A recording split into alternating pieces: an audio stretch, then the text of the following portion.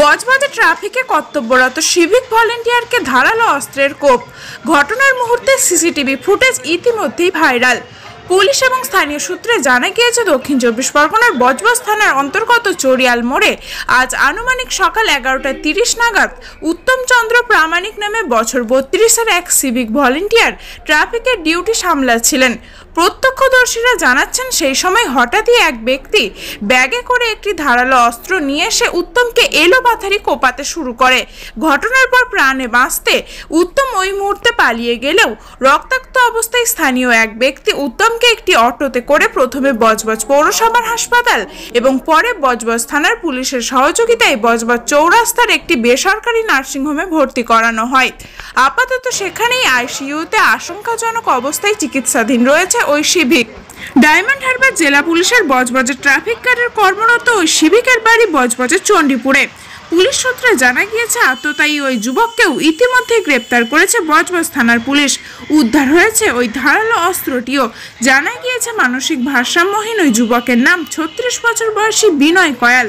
তার বাড়িও বজবজ থানার অন্তর্গত খড়িবেড়িয়ায়। খবর 7 দিনকে দেওয়া সাক্ষাৎকারে প্রত্যক্ষদর্শী স্থানীয় এক যুবক ঠিক কি জানিয়েছিল, ঘটনা প্রসঙ্গে আসুন একবার শুনে নেওয়া যাক। ও ডিউটি করছে, হঠাৎ একজন ব্যাগ থেকে একটা এত বড় হেঁচড়ো আবার করে ওকে 3-4 বার চালায়। ঠিক আছে, তখন আমি ওষুধ দোকানে ছিলাম, ওষুধ দোকান থেকে সব হইচই করছে বাইরে থেকে। তখন বেরিয়ে দেখি ও মাথায় হাত দিয়ে আমাদের মিষ্টি দোকানের দিকে দৌড়চ্ছে। আমরা প্রথম ভেবেছিলাম হয়তো কিছু লেগেছে, কিন্তু দেখা গেল তারপরে প্রচণ্ড ব্লিডিং হচ্ছে। তখন আমি একটা অটো দাঁড় করিয়ে সঙ্গে সঙ্গে ওকে বজবজ হসপিটালে নিয়ে আসি। ঠিক আছে, সঙ্গে কেউ ছিল না, আমি আর ও ছিলাম। তারপরে ওনারা এখানে ডিউটি করছিল 6 নম্বর গেটে, ওখান থেকে একজনকে তুলে হসপিটালে নিয়ে আসার পর সাহেবরা সবাই এসে পড়ল। কী নাম ছেলেটা? নামটা আমি জানি না, ওনার নামটা আমি ঠিক জানি না। উনি সিভিক পুলিশ? হ্যাঁ, সিভিকে ছিলেন, উনি ডিউটি করছিলেন। আমার ডিউটি অবস্থাতেই হয়েছে। কী নাম? আমার নাম অলোক সাহেব। তবে সমগ্র ঘটনায় দুষ্কৃতী যে সত্যি মানসিক ভারসাম্যহীন তা নিয়ে কিন্তু ইতিমধ্যেই উঠতে শুরু করেছে প্রশ্ন। কারণ তিনি যদি মানসিক ভারসাম্যহীন হবে, তাহলে ব্যাগে করে কেন ধারালো অস্ত্র আনলো?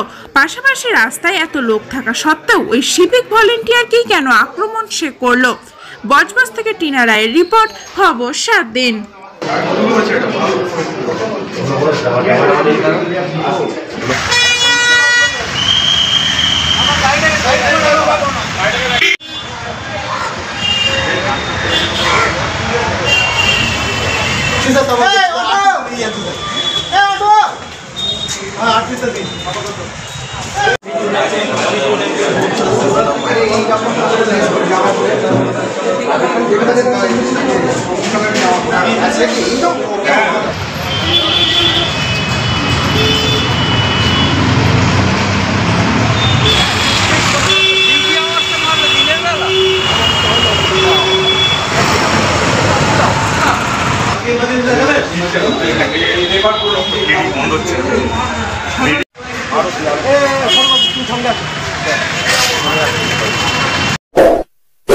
এমনই তাজা ও গুরুত্বপূর্ণ খবর পেতে খবর 7 দিন চ্যানেলটি সাবস্ক্রাইব করুন এবং নোটিফিকেশন পেতে বেল আইকনটি টিপুন।